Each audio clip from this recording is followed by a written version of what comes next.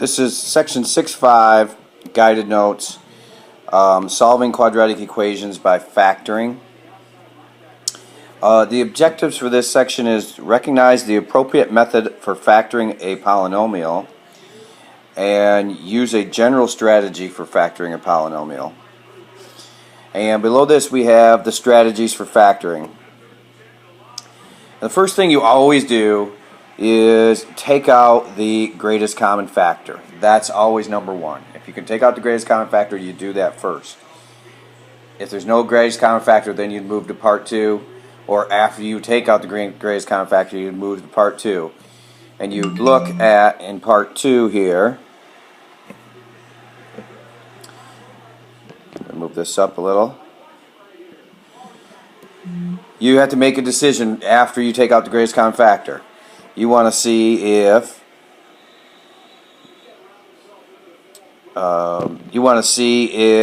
if there are two terms, then can the binomial be factored by one of the following?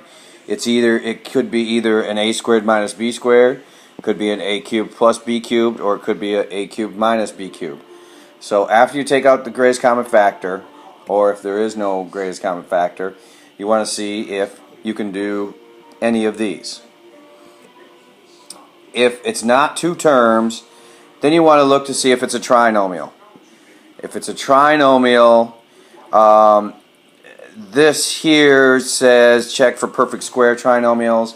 We didn't do that in section 6.4. If it's a trinomial, you factor it just like I showed you with the trinomial with the diamond. So we're not really looking for this. So if there's three terms, we're not looking for this. Cross that out. We don't really have to deal with this. If there's three terms, you're going to use the diamond. So you can cross that out on yours and write in use diamond. Which looks like that, and you got the plus b on the bottom and the times on the top. Okay, so take out the greatest common factor. You check and see if it's a binomial, that means two terms, and you could do one of the three different binomial formulas.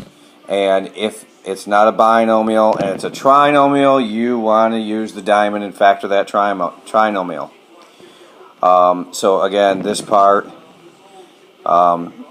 if it's not, so we don't have to worry about if it's a perfect square trinomial or not. You're just going to use the diamond if it's a trinomial. Then, if it's not a trinomial, it's not a binomial, then we're looking at the last part here, which is four or more terms. You're going to try factoring by grouping. The last thing is check to see if any factors with more than one term in the factored polynomial can be factored further. If so, factor completely. So you might go through, say you got a trinomial after you take out the greatest common factor. You might have a trinomial, you use your diamond, and after you use your diamond there might be a difference of squares. You got to go through the difference of squared ones after that. And I'll show you some examples that do that kind of thing. And then you can always check by multiplying back. So let's look at the examples. It says use the right strategy. So we're going to factor this thing. And we got to factor 4x to the fourth minus 16x squared. Always the first thing you check and see if you can take out the greatest common factor. Between 4x to the fourth and minus 16x squared, the greatest common factor is a 4x squared. So if we can factor out a 4x squared, or divide out a 4x squared, however you want to say that, because factoring is just dividing.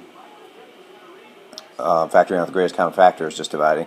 And then we factor it out, so we got the 4 out front, we get a 1. X to the fourth, if we take out x squared, so we just get an x squared left. Minus 16 divided by 4 is 4. And the x squared's out front, so we don't have an x squared with that 4. So now we have 4x squared times x squared minus 4.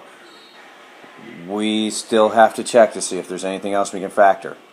We've got these two terms here, x squared minus 4. They are a difference of squares. 4 can be written as 2 squared. And you've got 4x squared times the a and the b. The a is x. If 4 is 2 squared, then the b is 2. So we've got x plus 2, x minus 2, and if you wanted to, you can multiply them back out and get your answer back. You would start by foiling. To check it, you could multiply by foiling, and then after you foil, you'd distribute the 4x squared. You'd get your answer back. I'm not going to make you guys check them every time. 3x squared for b. 3x squared minus 6x minus 45. Always check for the greatest common factor. To me, when I look at this, I see the 3 and the 6. I'm thinking 3 can go into 3, 3 can go into 6. It could probably go into 45 too. If you don't know what it is, you check your calculator at this point. It's like 45 divided by 3. But 3 does go into 45. It's 15 times. So 3 is my greatest common factor. It's the only thing I can factor out. If I factor it out of 3x squared, I get x squared. Factor 3 out of 6x, I get 2x. And factor it out of 45, and I get 15. Alright, so now we've factored out the greatest common factor, and we got a trinomial left. Looking at the trinomial, x squared minus 2x minus 15. I can do my diamond. I need it to add to negative 2 and multiply to negative 15. Two numbers that add to negative 2 and multiply to negative 15. That would be 5 and negative 5 and positive 3. So my 3 stays on there. My x squared minus 2x minus 15 becomes x minus 5 and x plus 3. And we're looking at these binomials. It's just x and not x squared, so it can't be a difference of squared, and it can't be a sum of cubes or a difference of cubes. And so that's the finished factor form. Let's look at C. We've got 7x to the 5th minus 7x. Greatest common factor first is 7x. Take out the 7x. You're left with x to the 4th minus 1. Okay? If I'm seeing an even power, like to the 4th, I'm thinking difference of squares. Now 1's kind of tricky. It doesn't look like a square, but it is a square, because 1 times 1 is 1. So 1 is really 1 squared. So my A is going to be x squared, and my B is going to be 1. So I'm going to get 7x, and I'll get x squared plus 1 and x squared minus 1. Alright, so I still got squares in here, and anytime you see squares, you're thinking, oh boy, I got a difference of squares maybe. And that last one, x squared minus 1, that's still a difference of squared, because remember, 1 is 1 squared. So in this case, that's 1 squared. In this case, my A is x, and my B is 1 again. So I'm going to get 7x times x squared plus 1 times x plus 1 times x minus 1.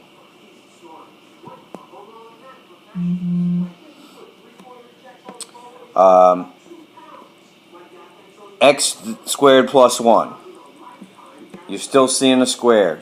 The problem is there's not a sum of squares. So x squared plus 1, that's factored as far as it can go. And that is our final answer right there. 7x times x squared plus 1 times x plus 1 times x minus 1. So that one had one extra step. You had to keep going. That's why these things say factor completely. Alright, there's more examples down here. Let's move this up and do more examples.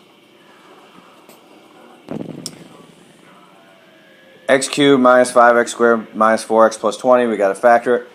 Anytime you see more than 3 terms, you're thinking grouping. This has got to be a grouping. Group 1, I group the negative in with the second one because I know that means in that second group I'm going to factor out a negative with my number. In this first group, right there, I can factor out an x squared. And I'd be left with x minus 5. The second group, I'm taking out a negative, so I don't need that parenthesis there yet. Taking out a negative, it's going to be a negative 4 that goes into both 4 and 20. So that means I've got x minus 5 again, because 20 divided by negative 4 is a negative 5. And now what's inside my parentheses match.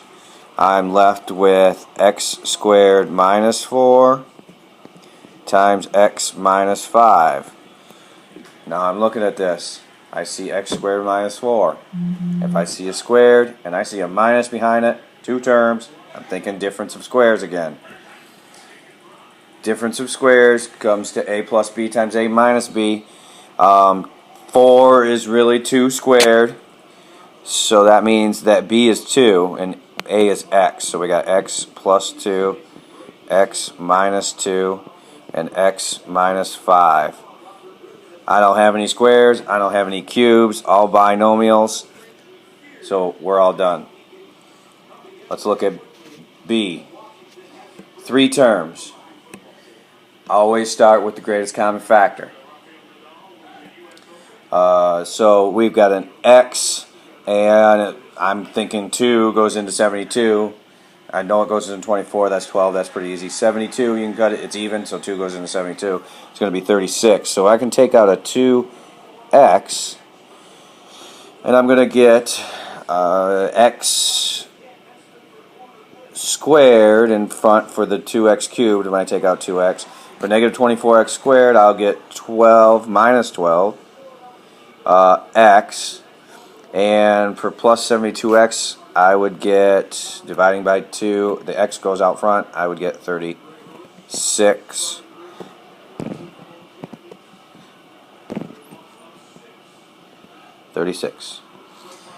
Now, I got my greatest common factor out.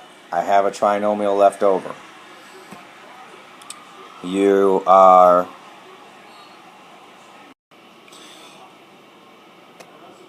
looking at our diamond. You got plus b on the bottom. So 2 things that add to negative 12 and multiply to a times c is 36. Well, I know there are lots of numbers that multiply to 36, but I need them to add to negative 12. So I know 6 times 6 multiplies to 36. If I wanted to add a negative 12, it would be negative 6 and negative 6. They add to negative 12. So negative 6 and negative 6 still multiplies to a positive 36. So I've got 2x, and my x squared minus 12x plus 36, that becomes x minus 6 times x minus 6. And if I have 2 of the same term, that means it's squared. So I'm going to rewrite this as 2x x minus 6 squared. Let's look at example 2.